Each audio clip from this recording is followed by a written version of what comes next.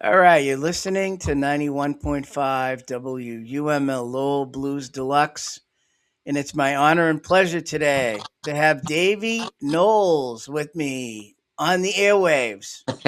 Hi there. Hello. Hello, how are you? I'm doing all right. Thank you so much for having me on. And now you're not in the UK now. You live here in the United States, correct? That's right. Yeah, I live just outside of Chicago, and I've lived here, gosh, 17, 18 years now. Long time. So Wow. yeah, I'm almost local. So here's a first question for you. Yeah. How's the Chicago blues scene today since you've been here 17 years? Wow. Good Well, question, huh? I'm glad you started with an easy one. um, you know, I don't. There are some amazing artists, and um, the kind of guys that we look up to, the Ronnie Baker Brooks and Billy Branch, who are maybe a generation older than me, who we all look up to, who are just wonderful, um,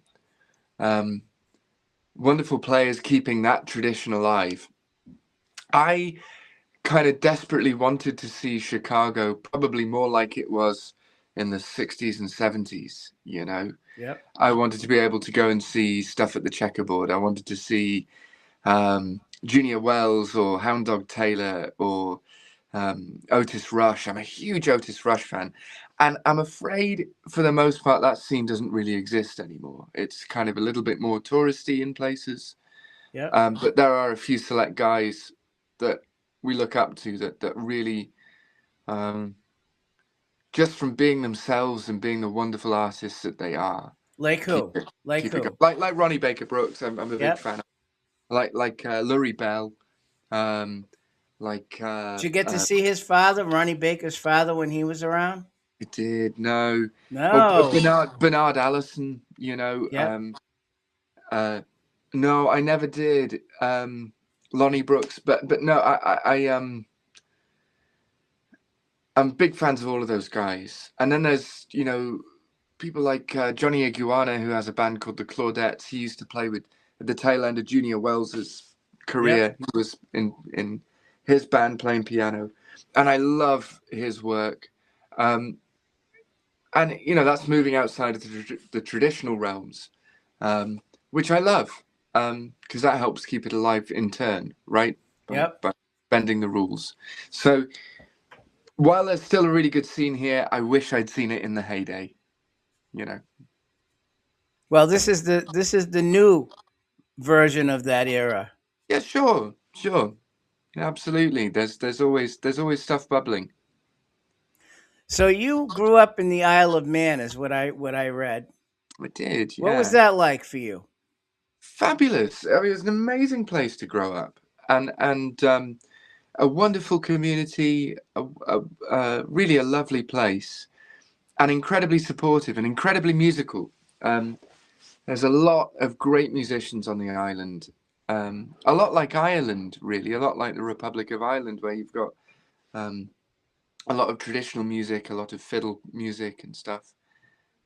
I grew up surrounded by a lot of that on the Isle of Man, but also there were just a lot of places to play. A lot of the pubs did live music, so from about age 14 onwards, I was playing Thursday, Friday, Saturday nights, and going around this very small country. It's only, 30 miles long by 12, 15 wide, something like that.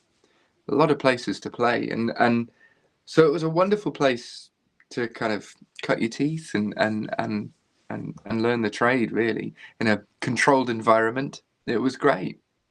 So it was like growing up. What were you listening to as a kid, music wise? Oh gosh, well, I mean, before guitar, I remember. I mean, Oh, there was before guitar. there was Wow. in a long distant, long distant past. So BG, it was a lot of my dad's record collection, which he was quite varied, but his heart really belonged to English folk. So people like Bert Jansch and John Renbourn and Davy Graham and Martin Simpson and that whole scene, and Richard Thompson and Fairport Convention. Yep. But he also was Do, a do huge you fan. know that Dave Maddox lives here? Does he really? I Yeah, didn't know. he's here in Massachusetts somewhere. Oh wow. He was the Fairport drummer, right? Yeah. Absolutely. Yeah. Yeah, I Uh, interviewed him. I interviewed him a year or two ago, and he gosh. lives here. I What? think he goes back and forth, but he lives here too. I didn't know that.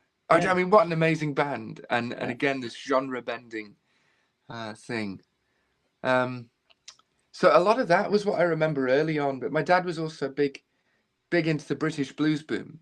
So John Mayall and the Blues Breakers, Peter Green's Fleetwood Mac, Alexis Corner, um, a lot of that stuff. He loved the Kinks too, and he loved the '70s singer-songwriters, people yeah. like Jim Croce and James Taylor, and so it was kind of a hodgepodge of all of that. Really, I have an older sister, and she loved loves jazz, Ella Fitzgerald and Sarah Vaughan, and she loves Joni Mitchell, and she loves Crosby, Stills, Nash and Young, and so my older sister was kind of feeding me this stuff as well. Um, but then it was when my dad played me Sultans of Swing by Dire Straits. That was the kind of thing of I want to learn how to do this. That was when the guitar bug really hit. Well, here's a question for you: Have you ever met Mark Knopfler? Oh no! I think I'd be too nervous. I'd run away screaming like a school child. I was such a big fan. I had to ask that question because you're from over there. You never know. Yeah. Oh no, you never know. But um, I love his writing so much. Just Yeah. what an amazing songwriter, and so unique. And I adore Well, his it music. was more poppy sounding blues. It's really blues what he's playing. Sure, the Chet Atkins influence, and that Yep. it's. But I think I always gravitated towards blues artists or people who are influenced by the blues, I should say, that maybe weren't obviously blues. I love, um, I love that about Rory Gallagher, in that Rory took and borrowed and wore his influences on his sleeve, but would do something else with them. Well, very Celtic sounding, his music. Very, and again, I related so much to that growing up where I did. So um, I think I gravitated towards artists that took something and kind of ran with it. And took artistic license, maybe is a good way of putting it. And then you said John Mayall's band, Mm. the Peter Green and Oh, Eric yeah. Clapton phases of the band, and Mick Taylor right Mick after Taylor that. too, yeah. Crusade, what a great record. And I saw John Mayall when Buddy Whittington was in the band. Yep. And Buddy Whittington to me is, I think, one of the greatest modern blues guitar players. Just so tasteful and awe-inspiring. Great voice too, so yeah. And again with John Mayall, I remember one of my first interactions with his music, the Beano album, obviously, like everyone, and A Hard Road. But then it was a later one called Blues for Lost Days. Yep. And what I loved about that album was it was American sounding from a musical standpoint. But from a lyrical standpoint, it was all things from Britain. It felt very British in the lyrical content. And that was relatable. And that was kind of like a bit of a light bulb moment for me of like, I want to be from the deep south. I want, But you want to emulate where you're from, where you're originally from too, in your music. yeah, right. You can't ignore your own geography. Right. You can admire and respect someone else's, but I think it's important to honor your own in the Th- same breath. Think about this. He was living in Laurel Canyon, writing that record from California. I know. It's mad how I'm a transplant too now, and writing from that perspective, you do always have this kind of inner geography that you write from, Yep. even though you know, this is home now. Um, when you're picturing things, they still look like, you know, where you're from, which is a strange thing. Yeah, you know, I interviewed Buddy Whittington, and he had a lot of great stories about Mayall. And I bet. then I interviewed the drummer, Joe Uele, who was with Yeah, them yeah. for a long time. And he grew Wow. up here in Really, Massachusetts. another mask guy. Wow. And he was he was even more fascinating to talk to with all the stories that he had about road stories about Mayall. Uh, And you can go to my YouTube page; they're there. You can watch them. I will. I will. That sounds amazing. Um, the other one, another interview I'll mention to you that I did, which was fabulous, fascinating, was Kim Simmons from Savoy Oh Brown, yeah. Yeah, I bet. Wow. and Yes. he had a lot to talk about. Well, he'd seen it all, right, from the He, inception of well, it. yeah, but I opened his eyes to some things when he started talking about his original band. His Mm. original band had a black lead singer, Mm-hmm. first album, and I Mm-hmm. said to him, "I bet you were the first ever in England to have a black band, a band with a black singer in it, a blues band." Mm-hmm. He never thought of that. He goes, "You know, you might be right." Sure. Sure. Yeah. Kind of strange thinking at the time Right. back then. But yeah. Yeah. And then Um. he talked about the band members that left him and became Foghat. Mm-hmm. He said to me, "You'll see it in the interview. It's pretty funny how he did it." He goes, he felt awful bad they were leaving. I said, "Why? You should be happy they left. They started in your band and they became famous. Think about that." Well, yeah. I mean, it's all it all worked out as it should, right? Right, right. And he goes, "I never thought of it that way." I go, "Yep, Uh, exactly." yeah. I said, He "You seems should be like a good guy. proud. You were the guy that if they didn't weren't in your band, they might not have been No, Foghat, period." absolutely. So anyway, Yeah. let's get back to Yeah. your playing as you were playing in a band at first, right? You weren't playing solo. Right. Yeah. I mean, uh, again, Backdoor Slam was the first band, right? that Was was it? the first band of my own kind of steam. I was playing in all sorts of stuff on the Isle of Man as a young teenager, from like I say, from about 13, 14 onwards. Mm-hmm. Um, there was a band of formed from some of my dad's friends called Roadhouse, who are a blues band, and they took me under their wing as a kid, and I learned a lot from them. And then I played with a singer-songwriter called Barry Nelson, and I did my first ever tour around England with him when I was 15, 16. Um, and he was wonderful again because it came from a different world from the blues thing, and you had to adapt and learn. So, and then eventually, I think I was 16. It was, I want to do my own thing. I want to write songs. I've been writing songs.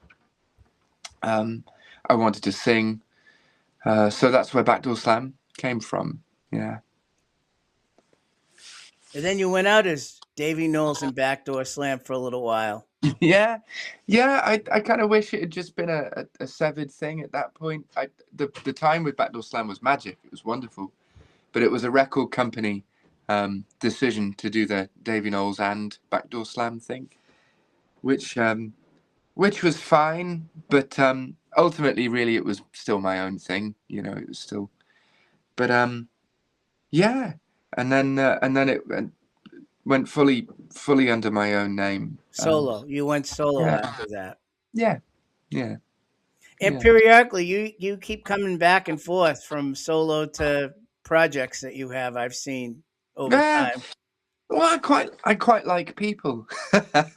I do, and so, and it's also, you know, you try and write constantly, and some things you write definitely belong with your own project, and some things you Yeah. write that For you other feel maybe people. don't. Yeah, right. And so I work with Jerry McAvoy and Brendan O'Neill from Rory Gallagher's band quite closely, and been fortunate enough to do so. And so we just did a project Yeah, I know MKO. I was Yeah.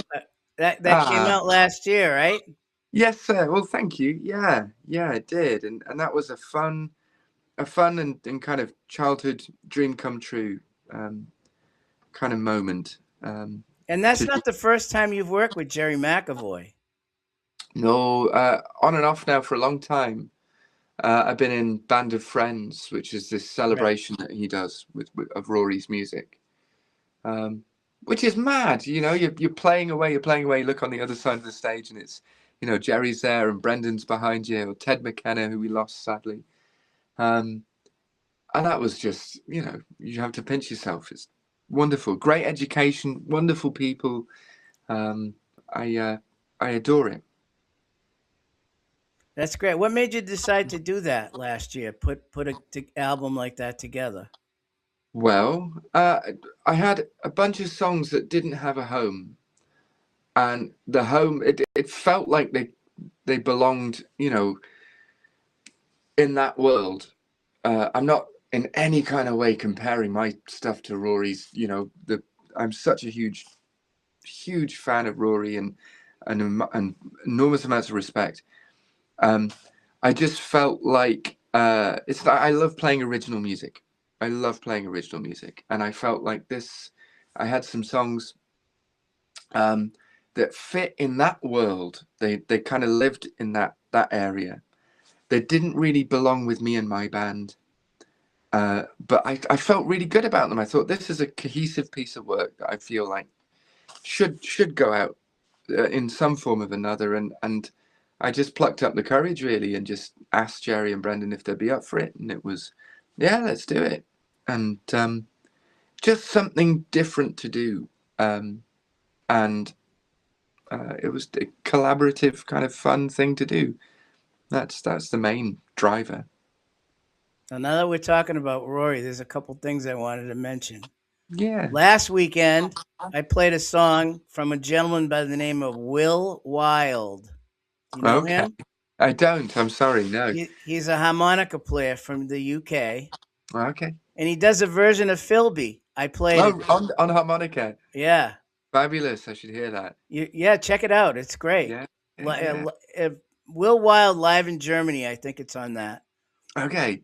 But yeah, that you mentioned Rory. I did play Rory this past weekend. Not Oh, really, but and then we got Joe Bonamassa doing his little thing that's coming up. He's yeah. got a live recording from Cork where he Yeah. did tribute to Rory, all Rory music. Yeah. Yeah. Jerry was on that. Yeah. Magic. I mean, it feels like Rory's music has had a bit of a resurgence Yeah. in recent times, and that's a wonderful thing. Such an underappreciated, underrated musician Well, in my I can tell you when I was started out at the radio station back in the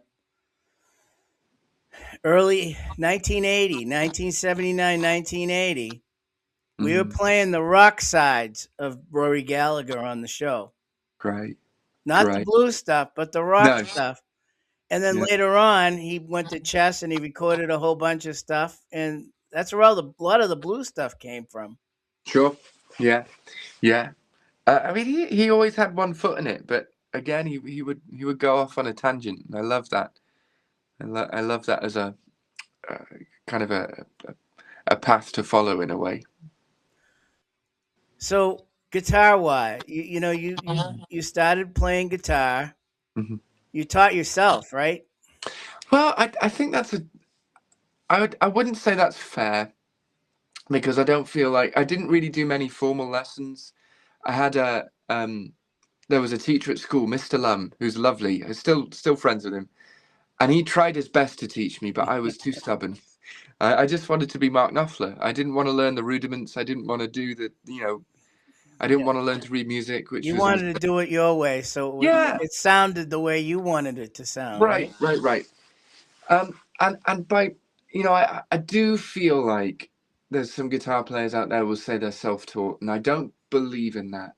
I instead of having formal lessons, I had an enormous amount of help from the musical community on the Isle of Man, who helped me and taught me. Whether that was, you know, that first band I mentioned, Roadhouse, Dickie Best, and Evan Kelly and Dave Moore, they all helped me. And then Barry Nelson and his wife Val, they helped me. And there was a guy called Dave Lang, and I had so many teachers. So while I'm not formally trained in anything, um, I wouldn't say I'm self-taught. I had a lot of help, and still get help. Still try and learn.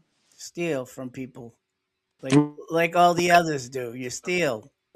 Yeah, You learn. absolutely. You learn and steal. You go, whoa, I really like that. How do you do it? And then you try and make it your own, right? That's the So tricky. let's move up. Let's move up to the next level. You opened for Jeff Beck. What was that like for you? Oh Christ. Yeah. Talk That about was guitar players. oh wow. Yeah, it was great. I spent about a month on the road with him. And he was lovely, and the band were really nice. I was opening up solo acoustic, which was intimidating. um, but again, what a great education. And also, there's an element of you've got to keep your head down and do your job, right? And that there's an element of that. Um, but then you get to watch one of the greatest who have ever done it every night. I remember one night in Milwaukee at the Pabst Theatre, he's playing Since We've Ended as Lovers, right? And it's just as beautiful as you'd think. And someone from the top, top of the theatre just lets out like a woo. And within a nanosecond, he gets the same note and woo, answers him right back. And it was just this beautiful moment of like, I'm getting goosebumps thinking about it. It was just like this interaction and also this incredible innate knowledge of his instrument and his ear that he just matched it and sent it right back, and it was just beautiful. Yeah, it was an incredible education. I've been so lucky, so lucky. So what'd you learn from him, being on the road with him? That you'll never be Jeff Beck. um, Now you know what I'm asking. yeah, I don't know. I mean, from a guitar player standpoint, the musicality of what he did, the phrasing and the touch and the dynamics. Maybe dynamics might be a big lesson. He would just bring it down to a whisper, and then a roar would come out of nowhere, and it would just be. Have you ever incorporated any of those little things that you've seen or heard? For sure, yeah, on a broad level, yeah. Um, I don't think I'm the right kind of guitar player to be able to go out there and play like him. But yeah, from a broad aspect, absolutely. Yeah. I think from any tour I've been lucky to be a part of, you try and um, you get inspired naturally, Mm-hmm. and you try and absorb like a sponge. Let's go to the next tour you were on with Oh, Chickenfoot, Joe yeah. Satriani. Mm, mm. Um, yeah. I mean, again, uh, that was one of the first tours I was on where uh, sometimes as an opening act, you're kind of your job is to play a bit, thank very much, thank the world for the opportunity, and then get out the way, right? And Mm-hmm. you operate totally separate from the other band. With them, they were all of them, Sammy Hagar, Mike Anthony, Joe, and Chad Smith. All of them were so inclusive, and it was like, hey, you're a part of this. And it was so lovely. They were so out of their way, generous and kind with us.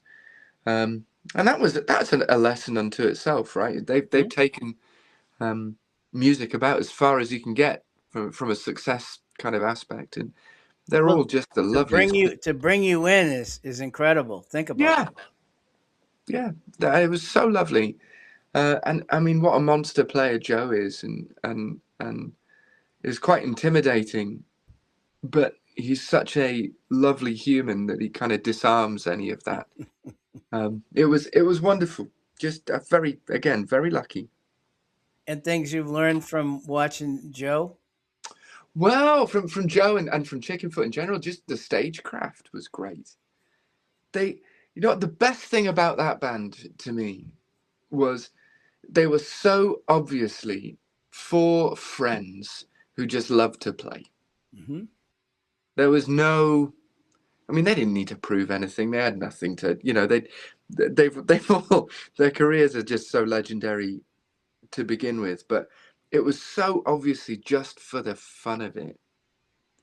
And what an infectious, beautiful thing that is. And sometimes when you do this for a living, it can grind you down a little bit to the point Hmm. where you go, you might lose a bit of the joy from time to time. And something like that reminds you of the joy. And I think that's a hell of a lesson. Oh yeah. So let's talk about Lowell, Massachusetts. You've been here before. I have, and home of Jack Kerouac, right? Yes, correct. Yeah, yeah. No, I have been to Lowell. We played the blues festival there. Yeah, that was. I was on the air when you were playing that festival. Everybody told me how great you were at the festival. Oh, I paid them a lot of money to do that, so thank you.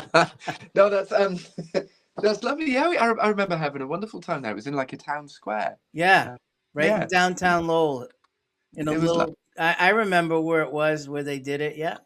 mm, yeah, fabulous time. So tell me about some of the other guitar players that you've um, looked at or emulate. Oh yeah, What- yeah. I mean, I mean, it Clapton. doesn't have to be blues. It can be anything. Sure.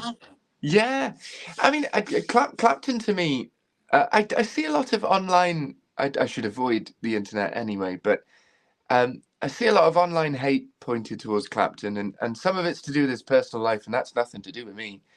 Um, but some of it's to do with his musicianship or his impact on music, and I think people forget the context, you know. And to me, he was incredible at incorporating, obviously, inspired licks, right? Stuff that had come from Freddie King or from, and he took that though and he worked them into fabulous songs with amazing emotional kind of content, and brought that to a huge audience and continued to do it on a purist level and also on a um, more contemporary level too, throughout multiple decades. And I think that has to be admired and Look, respected and you treated just with. explained to everybody what Eric Clapton's all about. Has always been about, Yeah, and you just condensed it right there into. I think the man commands respect and Mhm. deserves reverence for his service, and Yeah, his obvious obsession with it. Um, I and to me, whether it's kind of Armani shoulder pad era Clapton, or the '70s more laid back thing, or the John Mayall or Cream, or Derek and the Dominoes, yeah, or you yeah. know any of it, it's all undeniable in my book. So I'd say he has an enormous impact. Peter Green, uh, heart wrenching playing, um, and Bernie Marsden, um, early Whitesnake. Yeah. I got to know Bernie really well, and he was just, every time he played, it was just magic. It was just magic. Just such an amazing touch. He was a big influence. Um, Richard Thompson for me, especially kind of, he did this thing called hybrid picking, where you play with a pick and your fingers on your right hand. And I saw a concert of his just outside of Manchester a long time ago, and I walked away going, I want to be able to do that, because that was, and I never will, but it was so inspiring. Um, so yeah, and again, the English folk guys, Bert Jansch for me has got to be one of the greatest artists of any era. Just to me, an untouchable kind of force. I'm a huge fan. Um, so yeah, all sorts really. Chicago blues. For me, the guy is Otis Rush. That's my guy. The Cobra sessions. Oh I yeah. mean, the writing, My Love Will Never Die, that tune. Every time I hear that, it's just, I'm getting goosebumps thinking about it. His voice, um, his guitar playing, the songs, just great songs. And I feel like sometimes I miss that era, that Willie Dixon, Chess, and Cobra and Delmark, those kind of that trifecta of record labels, the songs that came out of there. It Oh yeah. sometimes the blues gets a bad rep because it's this better and better, woke up this morning kind of stuff, and the songs that were being churned out during that era, early '60s, I guess, late '50s, early '60s. They were just so memorable. Great melodies, great, timeless. How about Magic Sam? Magic Sam and West Side Soul, absolutely, absolutely. Yeah, another one, Earl Hooker. Yep. Um, Not many people know about him. oh God, yeah. I mean, Magic, just absolutely brilliant. And I mean, there were so many. Well, they go down to Texas. T-Bone Walker. You got all kinds of greats. I mean, he was kind of the blueprint for so much of it. Yeah, I mean the Texas blues, and this is the great thing about any folk music is it's so regional, right? You have a general idea of what you think the genre is, and then you go to the different locations of it, and it's so All completely different. yeah. I mean, you listen to what came out of Louisiana. Um, you listen to Sonny Landreth play blues, for example. And you can hear the Cajun, you can hear the Clifton Chenier, and you can hear Yeah. the accordion, the Zydeco kind of element to it. You listen to that versus, um, Eric Johnson or Stevie Ray Vaughan or the older guys, the T-Bone Walker or the Freddie Kings, the kind of Texas scene there. Um, Bugs Henderson, he Yep. was a hell of a player out of Texas. Um, you listen to all of that and it's so radically different, but it's really not that far away. And that's the story of people, right? And that's the interesting part of it. So let's talk about the resurgence of blues music in England Sure. or the UK. Yeah. Yeah. There's a lot of it. And isn't that a lovely thing? Yeah. It seems like there's a lot of folks in Europe in general just making a great scene, making a great scene out of it. And that's encouraging. It's lovely to look at. Well, with all the old timers gone, they're filling that void. Yeah. Yeah. And I think it's kind of testament to the music, right? Yep. Um, it's such an infectious noise uh, that it's sometimes it needs a host to pass it down to a younger generation. Yep. Like my dad kind of said, "Hey, listen to this," but once you hear it, it's generally it's a pretty undeniable thing, and it's lovely to see a bunch of younger folks doing it. Well, I can tell you, a lot of the old timers that were here would go over there, and they get paid a lot more to Yeah, do it over there. yeah. It's kind of the grass is always greener syndrome, isn't it? Yeah. You don't know. Sometimes you don't value stuff when it's right in front of you. They're quite the same as when you look at it with kind of different eyes from a different place. And to me, it always sounded so exotic, and it was always, wow, this is. Um, and so that was the attraction for me, growing up where I did. Um, but I think maybe that same thing is happening again a bit. Um, there's some folks from Europe, all over Europe. There's some great players in Germany and Yep. all over um, that are kind of coming back to the States and saying, hey, here's a different version of it, maybe, Yep. which is fun. And like I said, that's why I keep doing this show, because you never know. You You never never know. know. Yeah. And God, there are some incredible players in the States, right? And the musicianship in the States is breathtaking. And there are some amazing blues artists in stateside that um that are working their asses off too, and it's a good time. Do It's a you good time for it. do you bump into any of those guys? Oh yeah, been really lucky to. I mean, for me, people like Kirk Fletcher, and Josh Smith, um, and then Albert Castilla and Mike Zito, Joe? Yeah. um, Alistair Green. God, there's loads. Danielle Kingfish. Nicole. Yep. Danielle There's so Nicole is many. great. There's a lot. You're right. There's a lot over here too.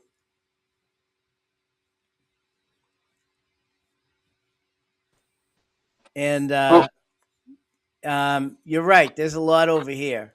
yeah, yeah, yeah. There's so many great musicians out there, and I think uh, that's such a beautiful thing. It's like sometimes you meet up on the road, and it's a lovely thing.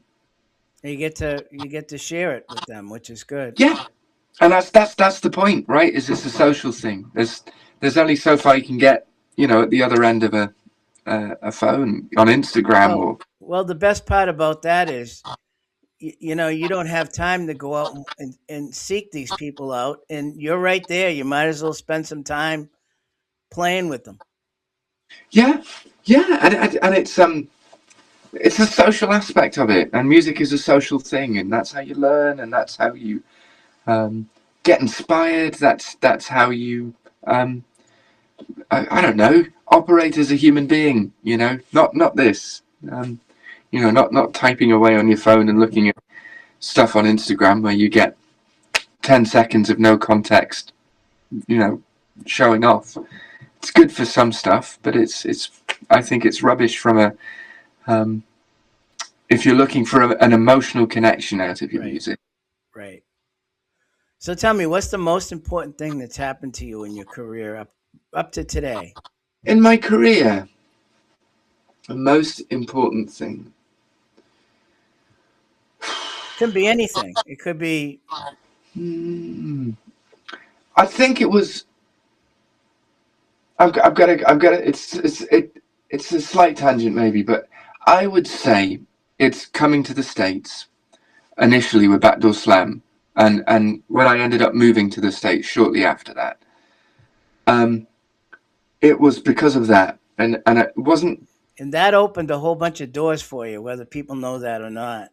It did, but the best door it opened for me was to meet my wife, and we now have this lovely family, and it has um, that has been that it, I wouldn't have been able to have done that without music, and I am so unbelievably grateful for the life that has afforded me. Um, I am not a wealthy man financially, but I am very, very wealthy in other ways. Everything else. Absolutely, and so that would be the most important thing by a long stretch. What's the hardest thing? The hardest thing is having to leave the buggers to go on tour. Yeah, I think that's probably the hardest thing. Is trying to get the like anyone with this kind of a job, where you travel. You've got to get that balance right, and sometimes you get it right, and sometimes you don't. Um, but it's this constant kind of I need to be away for a certain amount of time to make money and to fulfill myself. I'm a musician, and that is what I want to do and what I always wanted to do. And I think it would be a disservice to myself and those around me if I gave it up, and then that wouldn't be fair either. So you get this balance that you have to strike, and that is the hardest thing. So you have some gigs coming up in the area. Yeah, April 24th, you're going to be in Natick, Mass at the Center for the Arts. Do you yeah, remember that place? I do play there with Band of Friends. Fabulous place. It's an old firehouse, is what it Yeah, is. yeah. And then you're going to be at Lizzie Rose in Tuckerton, New Jersey. And then you're going to be at the Bull Run. The Bull Run in Shirley. Yeah. Yeah. My problem with the Bull Run is that I always get the prime rib because they're really famous for it. And then I go on stage feeling really slow. good, um, good food and good music. That's what that place is all Great. about. It's a wonderful venue, and they're lovely people there. So yeah, we've got a few coming up.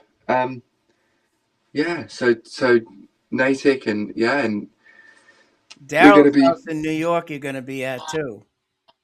yeah Daryl's house and God, we've got all sorts. We're gonna be Philadelphia on the 23rd.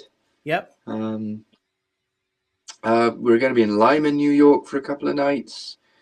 In So we're Connecticut, Fairfield, Connecticut and on the Fairfield, 21st. Connecticut. Yep. Yeah, and then New York City as well. So it's a good jam packed run. And then back to the UK in June.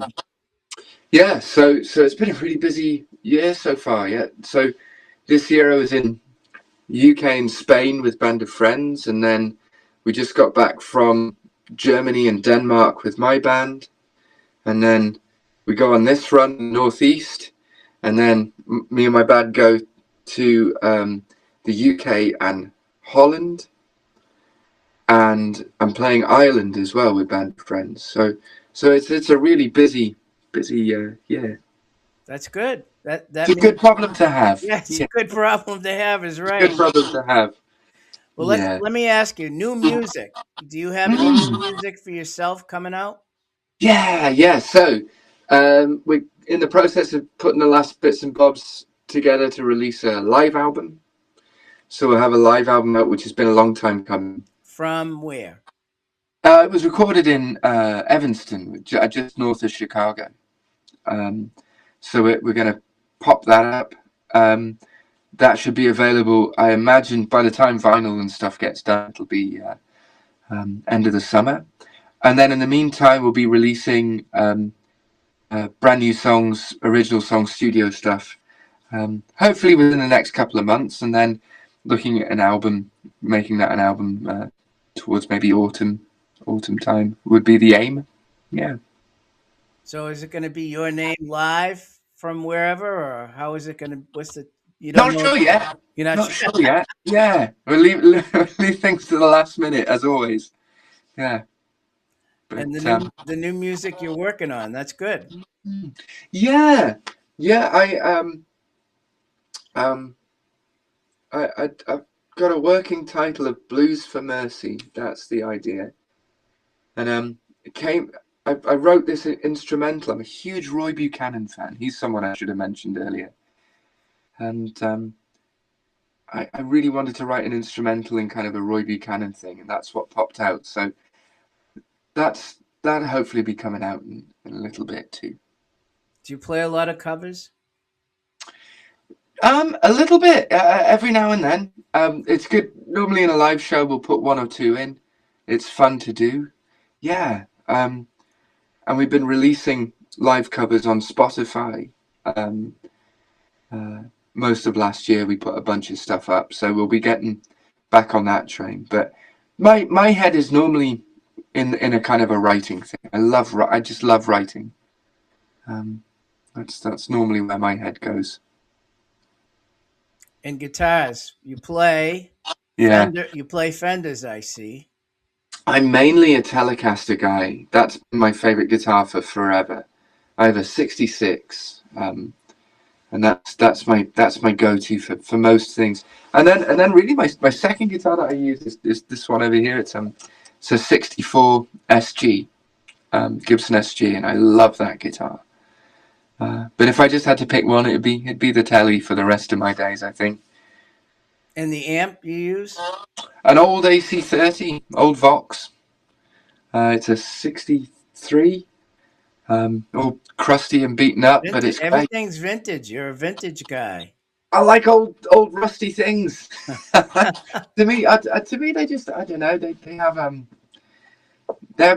they probably it probably doesn't make much of a difference in the grand scheme of things, but to me, they just have a little bit more of a. There's a little third kind of dimension popping through. Well, it's a warm tones. Those old instruments and those old amps give you a warmer tone than the newer stuff. I think there's a bit more of a thump and a thwack to the whole thing, you know, um, and uh, and that makes my job easier. Whether that's discernible, you know, in a big room to a bunch of people, I'm not sure. But for me, it makes me happier. And And I need it help. I sounds can. great. It sounds great to you. That's all that matters, right? That's what I've settled on. That's kind of been my rig for a long time now, and it's touchwood doesn't let me down. So you haven't thought about trying a different type of guitar, have you? Not in a long time. I used PRS for a while, and I loved them. Great people. There's so many lovely guitars, and I'm lucky enough to have a lovely, little assortment of stuff. But You um, fall back on those two all the time, right? generally, it kind of goes, oh, let me try the Les Paul for something, or I've got like a Firebird thing here. Let me try that, or and then or a Strat, and then I go, oh, that's not quite right. Try and tweak it, and then I pick up the telly, and I just go, well, there it is. It's it's that's always been it for me, really. That says it all right there. You just said Yeah, it. yeah. It's old dependable, really. So, Davey, how do people find out about you and get your music? You have a Oh, website. yeah, davyknowles.com. I'm on Instagram and Facebook, and I try to avoid TikTok, but I think I'm on there too. um, uh, but yeah, just the same channels, and yeah, pop up and say hi. And like I say, get out and support your local blues because you're a Yeah, local guy, technically. How's that? I'm a local. Yeah, absolutely, love it, love it. You are. You're not over in Europe anymore. You're local. No, You're here. I'm fully assimilated. And Yeah, like I said, people need to get out and support all the local blues that are here in the States. yeah.